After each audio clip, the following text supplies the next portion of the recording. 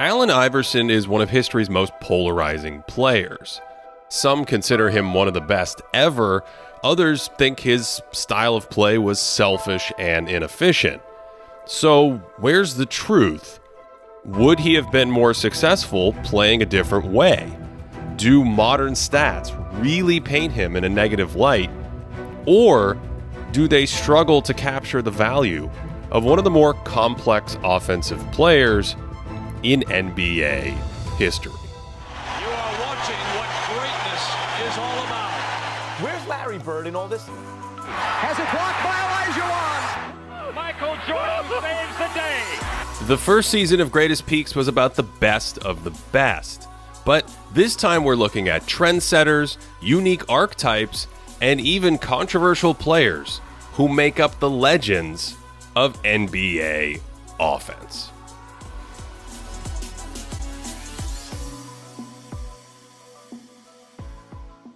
Who's on your short list of best competitors you've faced?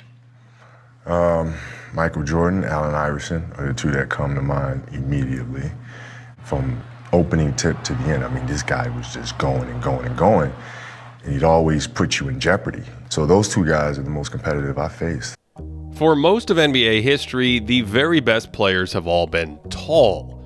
Bob Cousy won the 1957 MVP at 6'1", and then the next 43 MVPs went to players who were 6'5" or taller until Allen Iverson.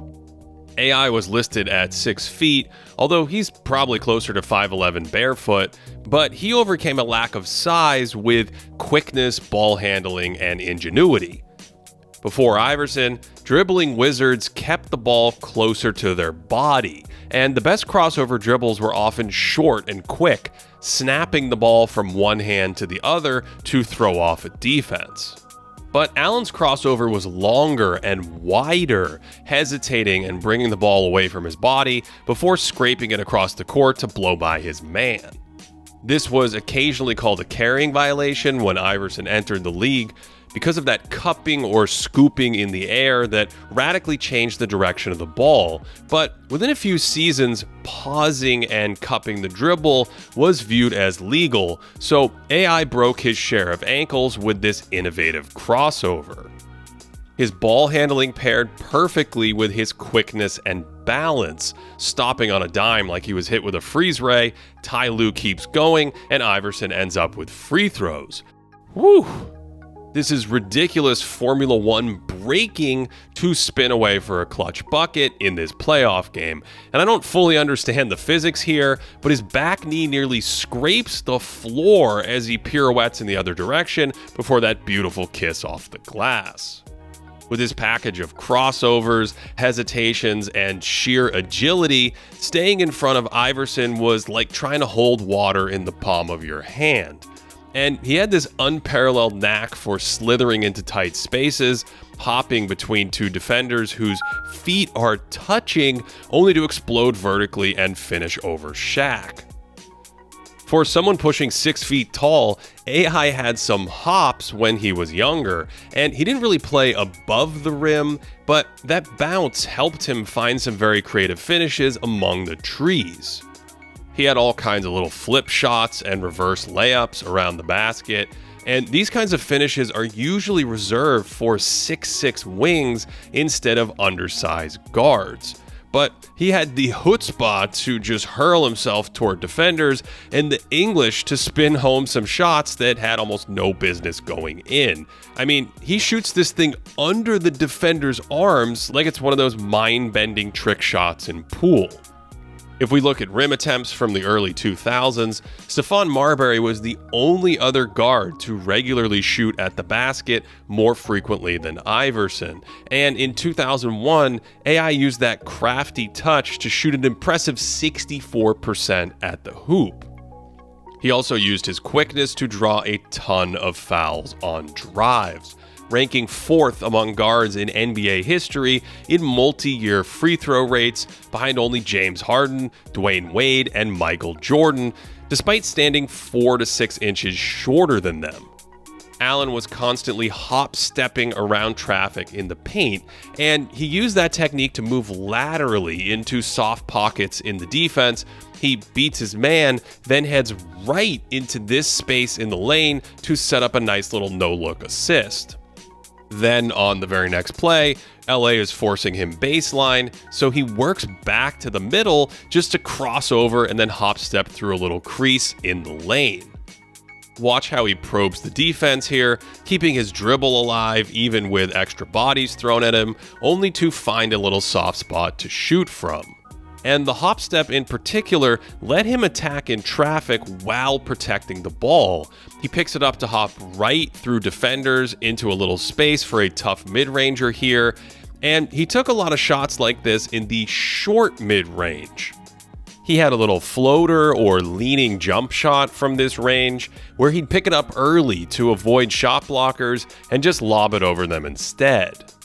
So defenders were desperately trying to stay in front of him, and then he just hit him with a pull-up from the mid-range.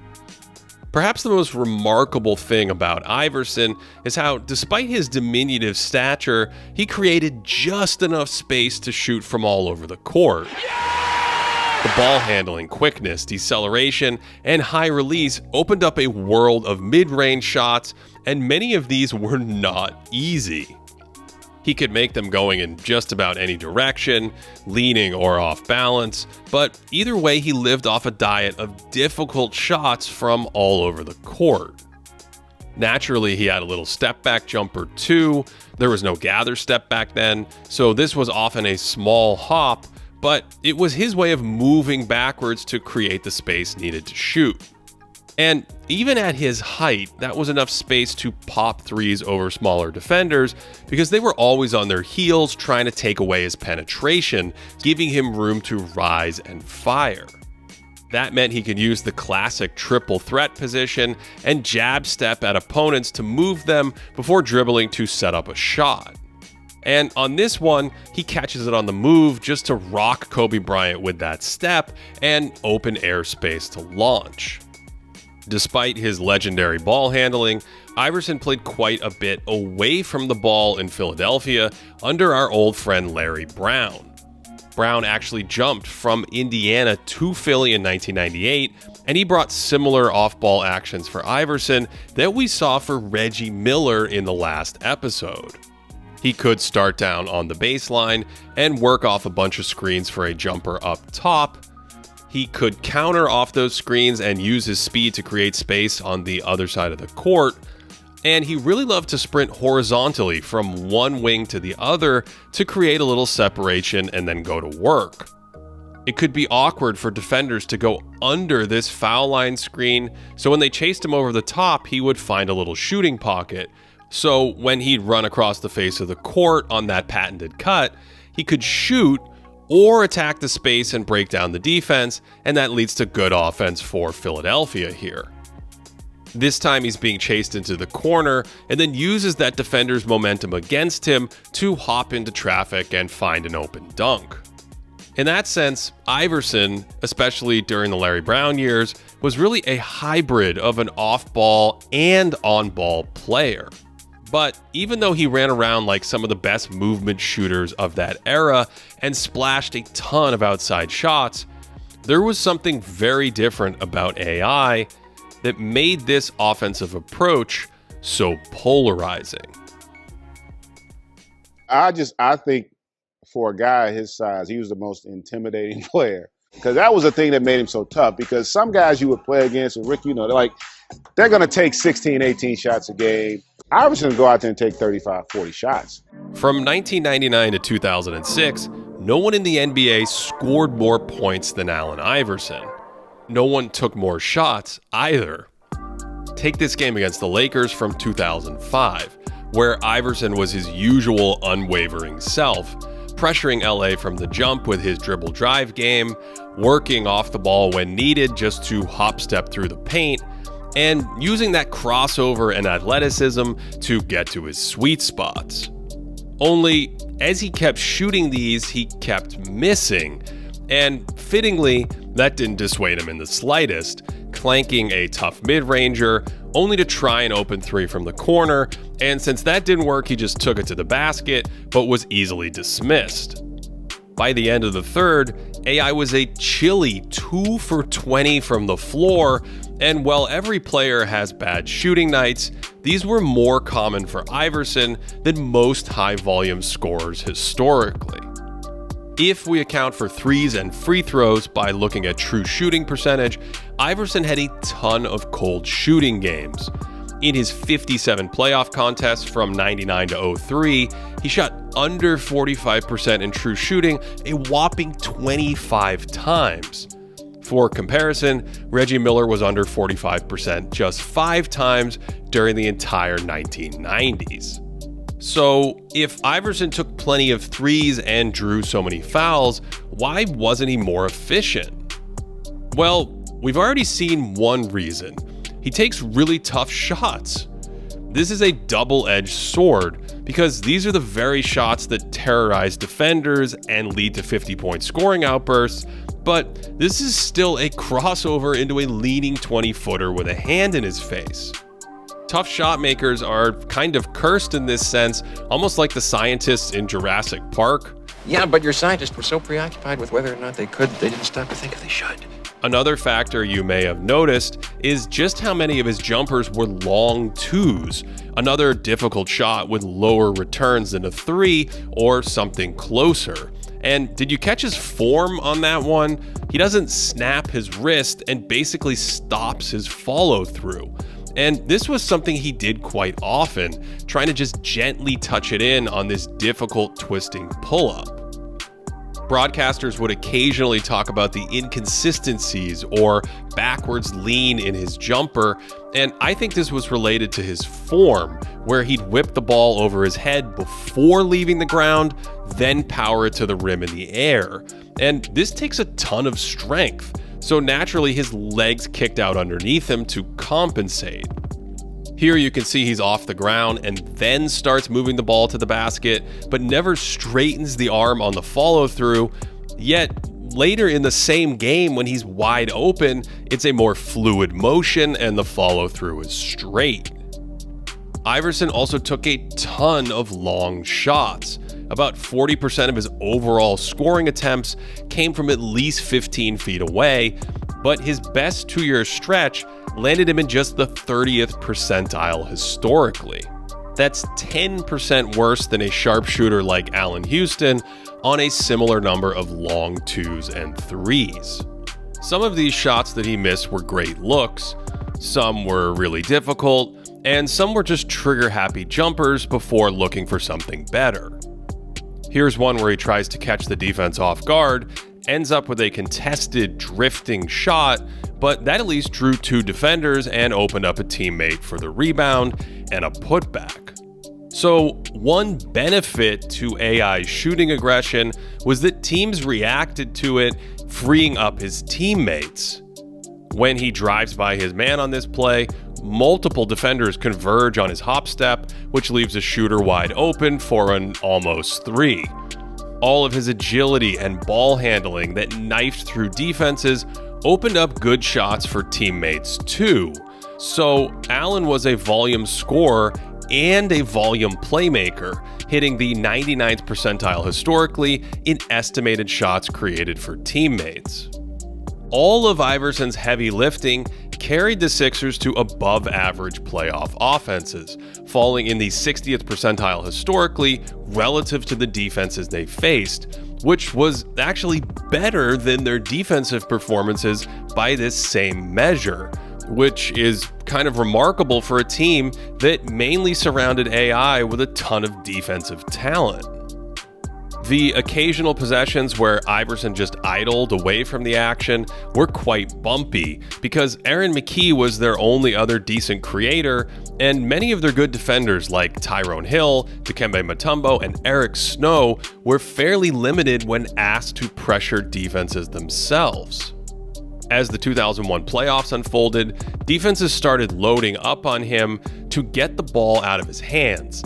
And sometimes this meant sliding an extra defender into his driving lane to stop penetration, to force a weaker teammate to beat them instead.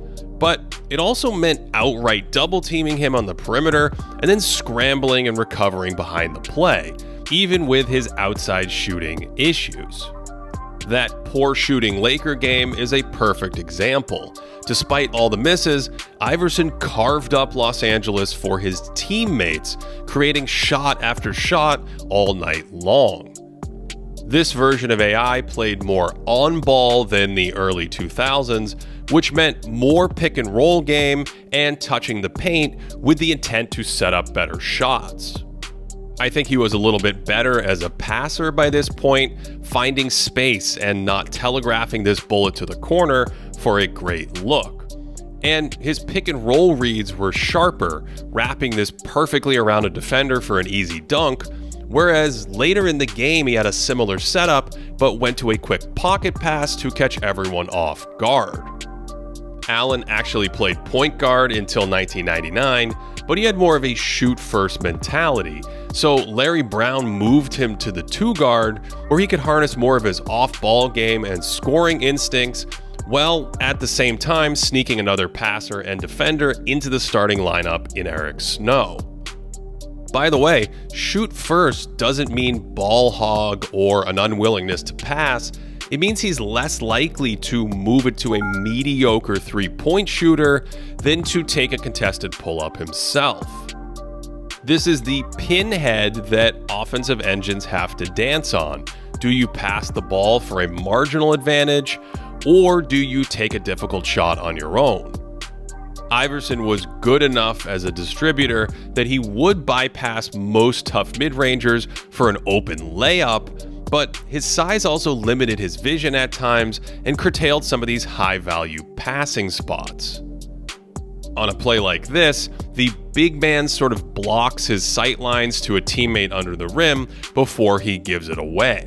And I think he probably connects on more passes like this with a little more height, never really spotting the open man in transition.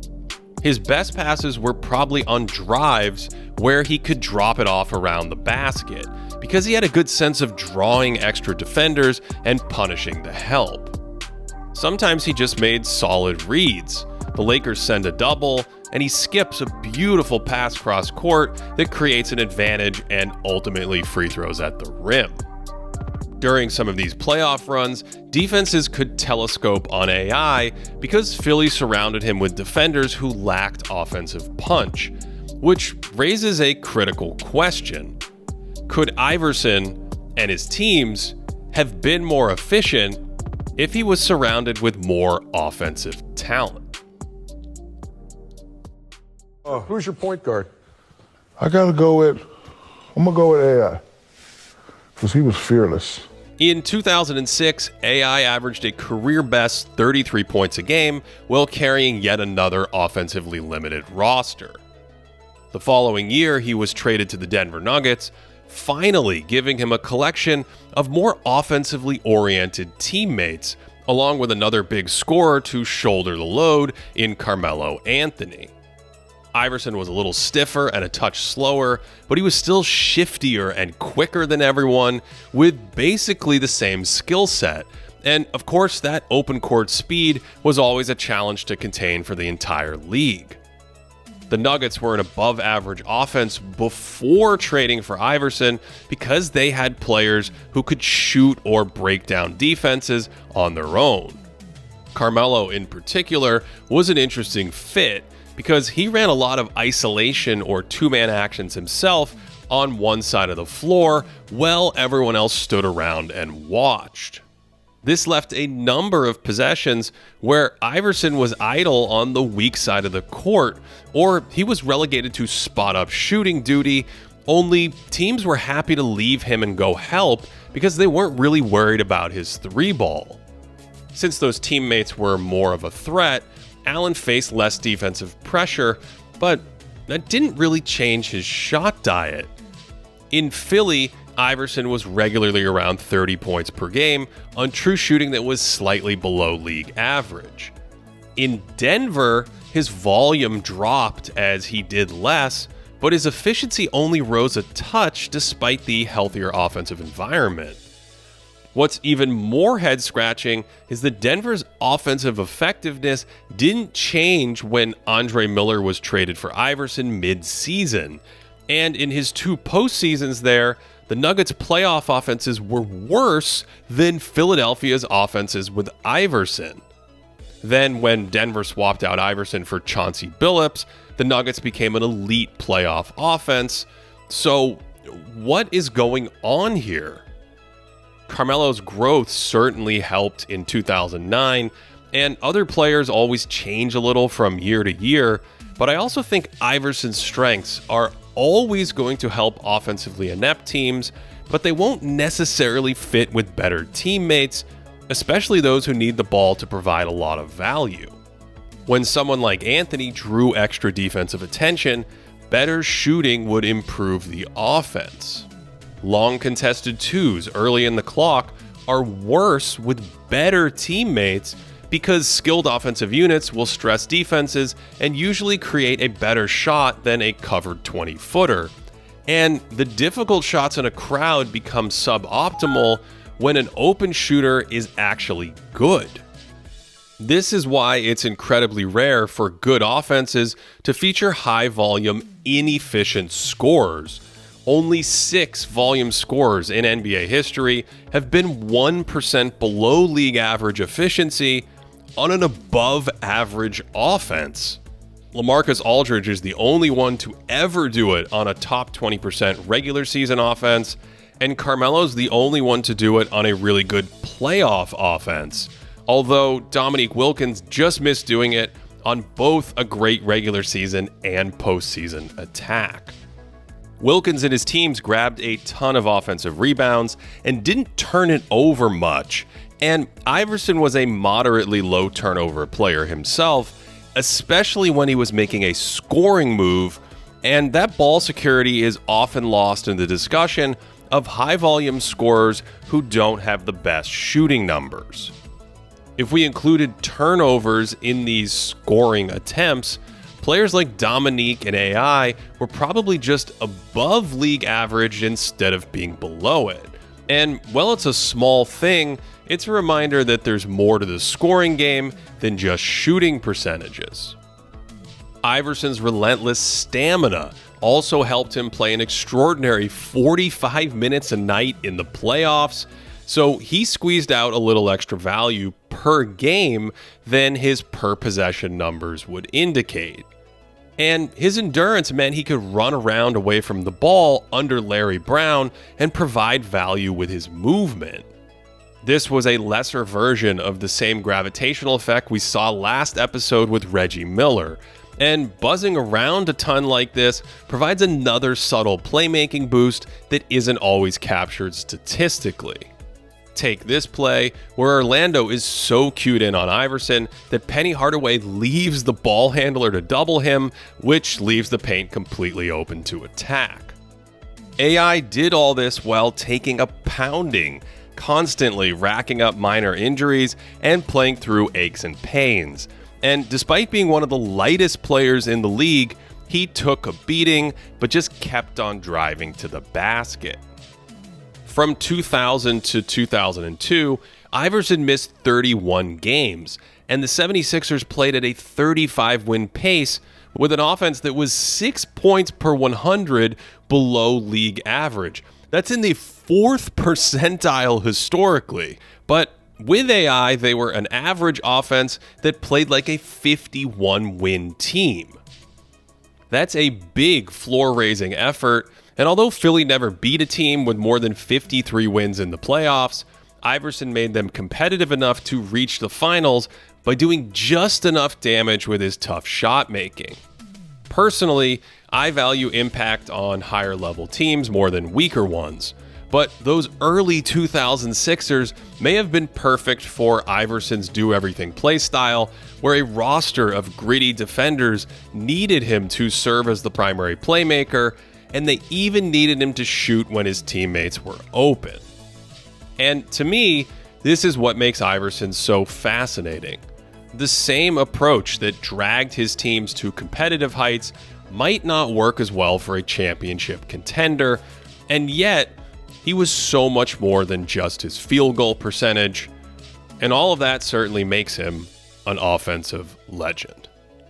To support this channel, check out patreon.com/thinkingbasketball. That's the best way to directly support us, and you can get a bunch of additional content, proprietary stats, and access to our Discord community, along with a bunch more. We also have merchandise that you can find down below the video, and we have an entire episode on the Thinking Basketball podcast about Iverson as well.